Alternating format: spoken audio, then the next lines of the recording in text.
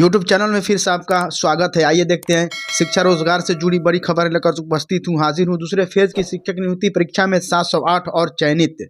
अभी तक मेरे चैनल को आपने सब्सक्राइब नहीं किया है तो सब्सक्राइब कीजिए, वीडियो को दोस्तों में ज़्यादा से ज़्यादा शेयर कीजिए।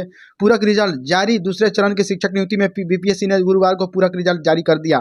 इसमें 4 शिक्षक श्रेणियों में कुल 708 रिजल्ट दिए गए हैं। इनमें मध्य विद्यालयों में 3 विषयों में 23, माध्यमिक विद्यालयों में 7 विषयों में 191 और उच्च माध्यमिक विद्यालयों के 13 विषयों में 280 शिक्षक अभ्यर्थियों का चयन किया गया है। 4 अभ्यर्थी प्रधानाध्यापक के पद पर चयनित किए गए हैं। ये सभी अभ्यर्थी पिछड़ा वर्ग एवं अति पिछड़ा वर्ग कल्याण विभाग के द्वारा संचालित विद्यालयों में नियुक्त किए गए। पिछड़ा वर्ग एवं अति पिछड़ा वर्ग कल्याण विभाग के द्वारा योगदान नहीं देने वाले शिक्षकों की रिक्तियों को बीपीएससी को भेजने के बाद आयोग ने गुरुवार को यह रिजल्ट जारी किया।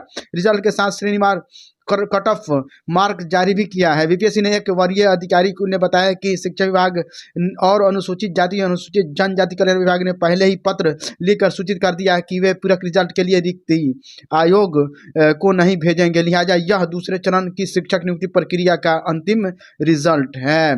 बिना आधार आपत्ति दर्ज करवाने वाले 399 अभ्यर्थियों से मांगा स्पष्टीकरण। बिना आधार के आपत्ति दर्ज करवाने वाले 399 अभ्यर्थियों से बीपीएससी ने गुरुवार को स्पष्टीकरण पूछा। आयोग ने उन्हें 9 फरवरी तक अपना स्पष्टीकरण आयोग की वेबसाइट पर दर्ज करवाने को कहा है। ऐसा नहीं करने पर आयोग यह मान लेगा कि उनको अपने बचाव में कुछ नहीं कहना है और उन पर कार्रवाई की स्वतंत्रता होगी। ये सभी ऐसे अभ्यर्थी हैं जिन्होंने बीपीएससी द्वारा रिजल्ट पर आपत्ति दर्ज करवाने का अवसर देने के लिए वेबसाइट पर अपने ऑनलाइन आवेदन में की गई त्रुटियों में सुधार का अनुरोध किया था। प्रारंभिक शिक्षकों के जनवरी के वेतन के लिए 11.94 अरब जारी। नवनियुक्त शिक्षकों को भी जनवरी का दिया जाएगा वेतन।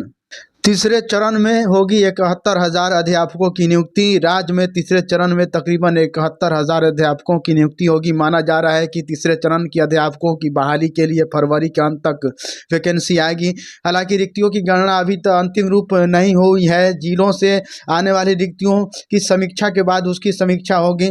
समीक्षा के बाद रिक्तियों के घटने या बढ़ने की संभावना से इनकार नहीं किया जा सकता है। शिक्षा विभाग ने 2 दिनों के अंदर जिला शिक्षा पदाधिकारियों से रिक्तियां ईमेल पर मांगी थी। इसकी मियाद बुधवार को पूरी हो गई है।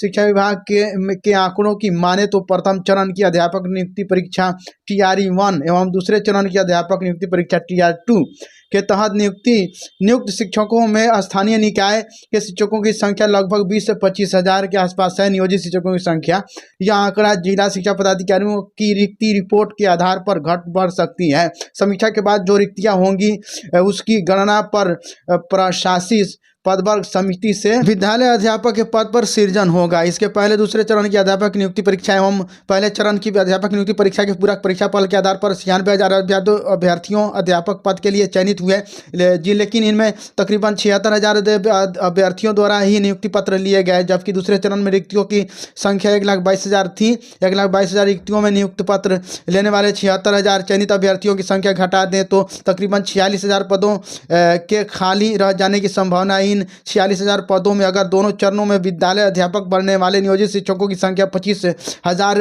ही मान ले तो रिक्तियों की संख्या तकरीबन 71,000 हो जाएगी। तीसरे चरण की अध्यापक नियुक्ति तैयारियां शुरू हो गई है। इसके तहत ही दूसरे चरण की अध्यापक नियुक्ति परीक्षा का पूरक परीक्षा फल देने से शिक्षा विभाग द्वारा बिहार लोक सेवा आयोग को मना किया जा चुका है। सक्षमता परीक्षा को ऑनलाइन आवेदन प्रक्रिया शुरू। नियोजित शिक्षकों की सक्षमता परीक्षा के लिए ऑनलाइन आवेदन की प्रक्रिया गुरुवार से शुरू हो गई है। इसके लिए 15 फरवरी तक फॉर्म भरे जाएंगे। अभ्यर्थियों को 3 जिलों का विकल्प भरना अनिवार्य है। परीक्षा 26 फरवरी से 13 मार्च के बीच होगी। जानकारी के अनुसार कक्षा 6 से 8 के लिए बांग्ला विषय और 9वीं से 10वीं में 700 गृह विज्ञान को शामिल किया गया। परीक्षा का सिलेबस शिक्षक भर्ती परीक्षा TRE-1 और 2 जैसा होगा।